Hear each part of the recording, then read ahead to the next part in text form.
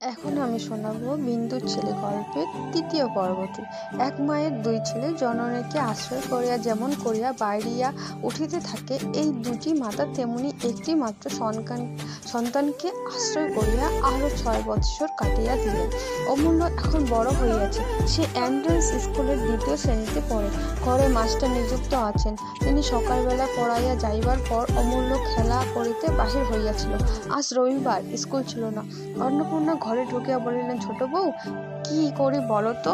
বিন্দু তাহার ঘরের মেঝের উপর আলমারি উজাড় করিয়া অমূল্যর পোশাক বাঁচিতেছিল। সেই কাকার সহিত কোন বড়লোক মুক্কেলের বাড়ি নিমন্ত্রণ রক্ষা করিতে যাইবে। বিন্দু মুখ না তুলিয়া বলিল, কিসের দি? তাহার মেজাজটা কিছু অপ্রসন্ন।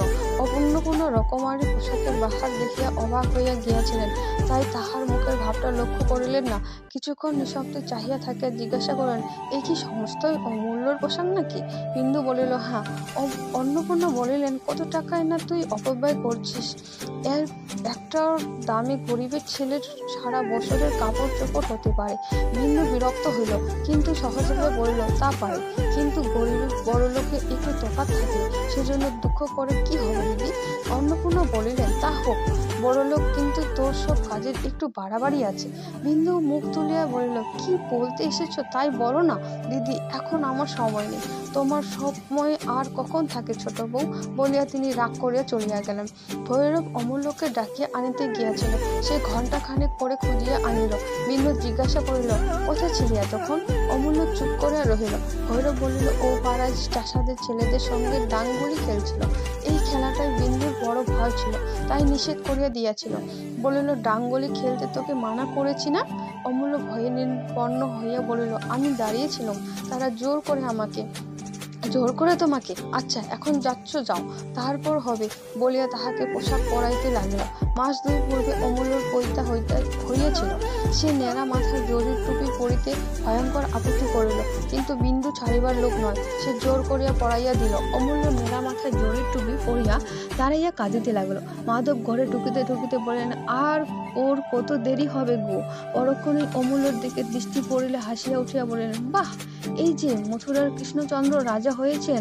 অমূল্য লজ্জায় টুপিটা ফেলিয়া দিয়া খাটের উপর গিয়া পুকুর হইয়া পড়িল। বিন্দু রাগিয়া উঠিল, বলিল, একে ছেলে মানুষ কাঁদছে, তার উপর তুমি? মাধব গম্ভীর হইয়া বলিলেন, কাঁদিস নে অমূল্য, ওঠ, লোকে পাগল বলে তো আমাকেই বলবে, তুই আয়। ঠিক এই কথাটাই ইতিপূর্বে আর একদিন হইয়া গিয়াছিল, এবং বিন্দু তাহাতে অত্যন্ত ক্রুদ্ধ হইয়াছিল। সেই কথাটার পুনরাবৃত্তিতে সে হাড়ে হাড়ে জ্বলিয়া গিয়া বলিল, আমি সব কাজ পাগলের মতো করি না, বলিয়া উঠিয়া গিয়া অমূল্যকে তুলিয়া আনিয়া পাখার বাটে বাড়ি ঘা কত দিয়া দামি মখমলের পোশাক টানিয়া টানিয়া খুলিয়া ফেলিতে লাগল। মাধব ভয়ে ভয়ে বাহির হইয়া গিয়া অন্নপূর্ণাকে সংবাদ দিলেন, মাথার বোধ চেপে চেপে উঠান, একবার যাও।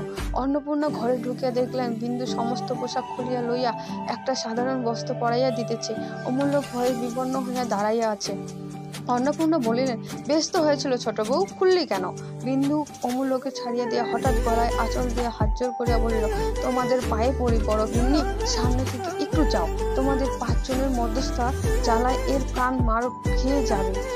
অন্নপূর্ণা বাকশূন্য হইয়া দাঁড়াইয়া রহিলেন। বিন্দু অমূল্যর একটা কান ধরিয়া টানিয়া আনিয়া ঘরের এক কোণে দাঁড় করাইয়া দিয়া বলিল, যেমন বজ্জা ছেলে তুমি, তেমনি তোমার শাস্তি হওয়া চাই।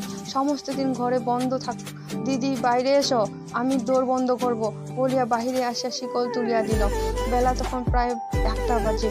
অন্নপূর্ণা আর থাকিতে না পারিয়া বলিলেন, হ্যাঁ ছোট বউ, সত্য আজ তুই অমূল্যকে খেতে দিবি নি? তাহার জন্য কি 12 লোক উপোস করে থাকবে? কিন্তু জবাব দিল, 12 লোকের ইচ্ছে।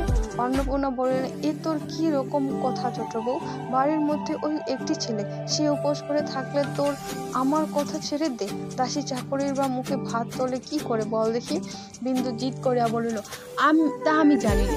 অন্নপূর্ণা বুঝলেন তর্ক করিয়া আর লাভ হইবে না, বলিলেন, আমি বলছি, বড় বোনের কথাটা রাখ, আজ তাকে মাফ কর, তাছাড়া পিত্তি পড়ে অসুখ হলে তোকেই ভুগতে হবে।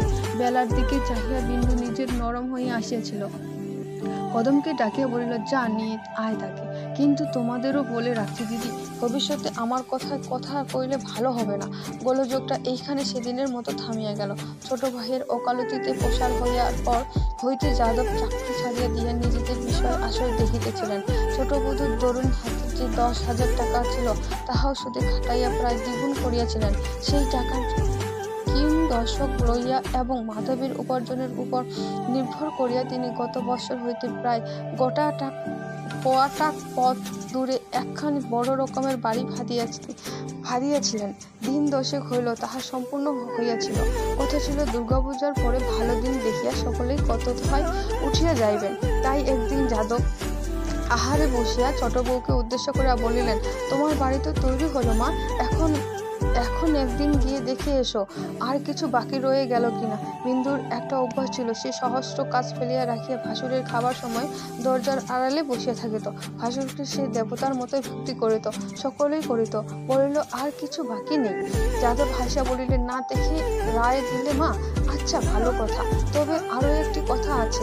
আমার ইচ্ছে হয় আত্মীয় স্বজন আমাদের যে এখানে আছেন সকলেই এক এক করে যদি সুদিন দেখে উঠে যাই, গিয়ে গৃহ দেবতার পূজা দেই। কি বলো মা? বিন্দু আস্তে আস্তে বলল, দিদিকে বলি, তিনি যা বলবেন তাই হবে। যাদব বলিলেন, তা বলো, কিন্তু তুমি আমার সংসারের লক্ষ্মী মা, তোমার ইচ্ছেতেই কাজ হবে। অন্নপূর্ণা অদূরে বসিয়াছিলেন, হাসিয়া বলিলেন, তবু তোমার মা লক্ষ্মীটি যদি একটু শান্ত হতেন। যাদব বলিলেন, শান্ত আবার কি বড় বউ? মা আমার জগদ্ধাত্রী, বড় দেন, আবশ্যক হলে খাড়াও ধরেন। এই তো আমি চাই, মাকে এনে অবধি সংসারে আমার এতটুকু দুঃখ কষ্ট নেই। অন্নপূর্ণা বলিলেন, সে কথা তোমার সত্যি। ও আসার আগের দিনগুলো এখন মনে করলেও ভয় হয়। বিন্দু লজ্জা পাইয়া সে কথা চাপা দিয়ে বলিল, আপনি সকলকে আনান, আমাদেরও ও বাড়ি বেশ বড়, কারো কোনো কষ্ট হবে না। ইচ্ছে করলে তারা 2 মাস 6 মাস থাকতেও পারবে। যাদব বললেন, তাই হবে মা, তাহলে আমি আনবার বন্দোবস্ত করব।